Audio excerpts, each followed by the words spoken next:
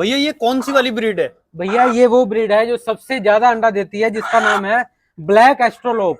Black एस्ट्रोलॉप, मतलब जी, सबसे ज्यादा कितना अंडा दे देगी ये? सबसे ज्यादा अंडा, इसकी अंडा देने की अगर प्रोडक्शन की बात करें तो एक साल में लगभग 300 प्लस अंडा देते हैं ये। 300 प्लस अंडा? जी अच्छा, तो ये तो बहुत महंगी होती होगी। सर, नहीं, ये ब्लैक एस्ट्रोलोप महंगी और सस्ती की बात नहीं, क्योंकि ये ब्रीड है अंडे के लिए। अच्छा, तो इसका चूजा महंगा है जी, सस्ता है? इसका थोड़ा सा कॉस्टली चूजा होता है, चूजे का भी रोज का रेट होता है, जैसे कि मार्केट है ये पोल्ट्री की। जी। और सबसे पहले तो इसके अंडे की प्रोडक्शन की बात करें, अंडे की प्रोडक्शन इसकी अगर एवरेज की बात करें तो 85%, 85% तक इसकी प्रोडक्शन आती है अंडे की। जी। और इसकी अगर आप अंडा देने की टाइम पीरियड की बात करें तो टाइम पीरियड इसका रहता है लगभग 5.5 से 6 महीने तक में अंडा देना इसका शुरू होता है ये। तो भैया जैसे 6.5 महीने या 6 महीने आपने बताया, तो तब तक हम इसको क्या खिलाएंगे? तब तक आप इसको अगर बाजार की फीड करें तो बात करें तो ये बाजार की, जैसे आप फीड देख रहे हैं, ये फीड जी। खिला सकते हैं। अच्छा। और कोई छोटे फार्मर भाई हैं, छोटे स्तर पे काम कर रहे हैं, तो वो इसको किचन की वेस्टेज हो गई, पालक, मेथी, बरसीन, कुछ भी आपके पास है, गेहूं, बाजरा, कुछ भी होता है, सब कुछ खिला सकते हैं। मतलब हरी सब्जी भी हम इस बर्ड को खिला सकते हैं? बिल्कुल खिला सकते हो सर इसको। तो भैया इस तरीके से एक कड़कनाथ भी होता है, इसमें और उसमें क्या फर्क है, कैसे पहचाने? सर, सबसे पहले पहचान की बात करें तो इसकी आप देख रहे हैं, जैसे ये लाल कलंगी है, कलगी जो है इसकी लाल है। जी। और अगर कड़कनाथ की बात करें तो उसकी कलगी काली होती है। अच्छा, तो ये इसकी पहचान है। सबसे बड़ी पहचान इनकी यही है। तो इसका जो अंडा है वो कितने रुपए का सेल हो जाता है मार्केट में, होलसेल में और रिटेल में, दोनों बताइए। इसका अगर हम होलसेल में बात करें तो अंडे की वैल्यू जो रहती है यही है 9 रुपए से 10 रुपए।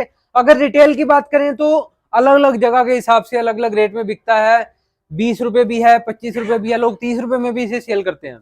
और इसका जो मीट सेल होता है? मीट इसका जो सेल होता है वो लगभग, अगर हम होलसेल की बात करें तो होलसेल में डेली का रेट है, क्योंकि पोल्ट्री है ये। जी। अगर हम इसे वहीं रिटेल की बात करें तो पर पीस के हिसाब से होता है। अगर आप कोई फार्मर भाई के पास मेल है इसका, वो सेल करना चाहता है इसे, तो 800 रुपए, 1000 रुपए, 1200 रुपए, क्योंकि अलग अलग जगह पे अलग अलग रेट वेरी करते हैं। अच्छा, तो अभी अगर कोई इसका पालन करना चाहे तो वो कम से कम कितनी बर्ड से शुरू कर सकता है? अगर कोई फार्मर भाई इसका पालन करना चाहता है, वो कम से कम अपने हिसाब से पहले तो इसका बर्ड रखे, 100 रखे, 200 रखे, 500 रखे, उसी हिसाब से, जिस हिसाब से वो मार्केट कर सके। अच्छा, तो इसका जो चूजे की अगर हम बात कर लेते हैं कि अब चूजा वेरी करता है मार्केट, लेकिन फिर भी कम से कम कितने तक का आ जाता है? सर, इसका चूजा मौसम के हिसाब से डिपेंड करता है, क्योंकि डिमांड एंड सप्लाई का सारा गेम है इसके अंदर, पोल्ट्री के अंदर। चूजे का रेट 30 रुपए भी है, 40 रुपए भी है, 45 भी है, 50 भी है, तो लगभग 40 रुपए के अराउंड ये रहता है। 40-50 रुपए में चूजा एक मिल जाता है? जी बिल्कुल। ठीक है। बाकी आपने बता ही दिया कि इसका 6-6.5 महीने में ये अंडा देना शुरू अंडा प्रोड्यूस करना शुरू करता है। और ये मान लीजिए कि अभी जैसे चूजा कोई खरीदता है तो उसकी वैक्सीनेशन कौन कौन सी होती है? सर, अगर वैक्सीनेशन की बात करें, छोटा भाई फार्मर भाई जो खरीदता है इसको, वैक्सीनेशन लसोटा और गंबोरो, वो बहुत जरूरी वैक्सीन है इनकी। जी। तो अभी जैसे मान लीजिए किसी को ये चाहिए और वो आपसे संपर्क करके चूजा मंगाता है, जी, तो आपकी तरफ से कौन कौन सी वैक्सीन होके जाती हैं? सर, हमारी तरफ से जेंटा, मीका, हाइब्रिड, ये वैक्सीन लग के जाती हैं। अच्छा। और उसके बाद फार्मर भाई को 7वें दिन लसोटा, 15वें दिन गंबोरो जरूरी है, वो बहुत जरूरी है वो करनी। तो वो फार्मर भाई ही खुद करता है, क्योंकि वो एक ओरल वैक्सीन है। जो इंजेक्टेबल वैक्सीन है वो हम करके देते हैं। अच्छा, तो भैया 200 चूजे से अगर एक आमदनी की बात कर लें, जी, जब ये अंडा देना शुरू करेगी तो लगभग किसान कितनी आमदनी पर डे की कर सकता है?